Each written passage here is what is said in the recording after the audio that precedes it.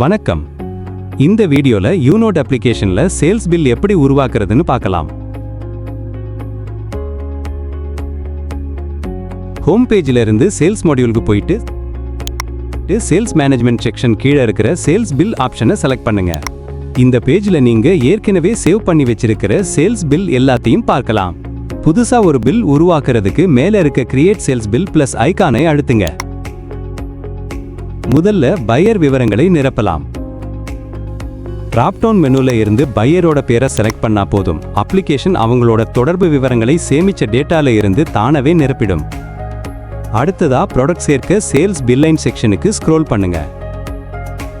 இங்க product select பண்றதுக்கு உங்களுக்கு ரெண்டு சுலபமான வழிகள் இருக்கு. டைல் வியூ மற்றும் லைன் வியூ. டைல் வியூல ப்ராடக்ட் சேர்க்க ஆட் ப்ராடக்ட் பிளஸ் ஐகானை அழுத்துங்க. உங்களுக்கு வேண்டிய ப்ராடக்ட்டை செலக்ட் பண்ணிட்டு குவான்டிட்டியை பிளஸ் ஐகானை பயன்படுத்தி சரி செய்யுங்க அல்லது நேரடியாவே அளவை பதிவு பண்ணுங்க. விலை அல்லது தள்ளுபடி ஃபீல்ட்ஸ்ல ஏதாவது மாற்றம் செய்யணும்னாலும் பண்ணிக்கலாம். எல்லாம் முடிஞ்சதும் ஆட் பட்டனை அழுத்தினா ப்ராடக்ட் சேர்க்கப்படும். லைன் வியூல ப்ராடக்ட் சேர்க்க ஆட் லைன் பிளஸ் ஐகானை அழுத்தி ஓபன் பண்ணுங்க.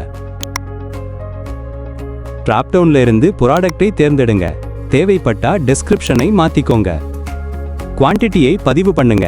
அப்புறம் யூனிட் விலை அல்லது தள்ளுபடியை தேவைக்கேற்ப சரி செய்யுங்க. நீங்க இதே மாதிரி இன்னும் ப்ராடக்ட்ஸை சேர்க்கலாம் அல்லது உங்க தேர்வுகளை சேவ் பண்ணலாம்.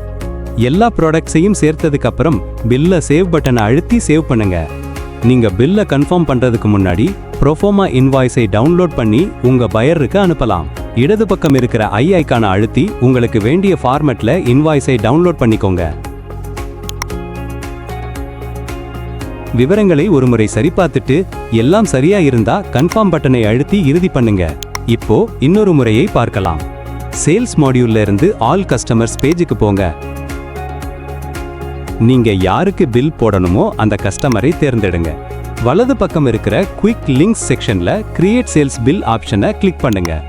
இந்த முறையில கஸ்டமர் விவரங்கள் தானாவே நிரம்பிடும். இதனால பில் போடுற வேலை இன்னும் சுலபமாயிடும். இதுக்கப்புறம் முதல் முறையில செஞ்ச மாதிரியே ப்ராடக்ட் விவரங்களை சேர்த்து பில் உருவாக்குற வேலையை நீங்க பூர்த்தி செய்யலாம். வீடியோ பார்த்ததற்கு நன்றி. யூனோட் யூஸ் பண்ணி உங்க பிசினஸ் மேனேஜ்மெண்ட்டை சுலபமாக்குங்க.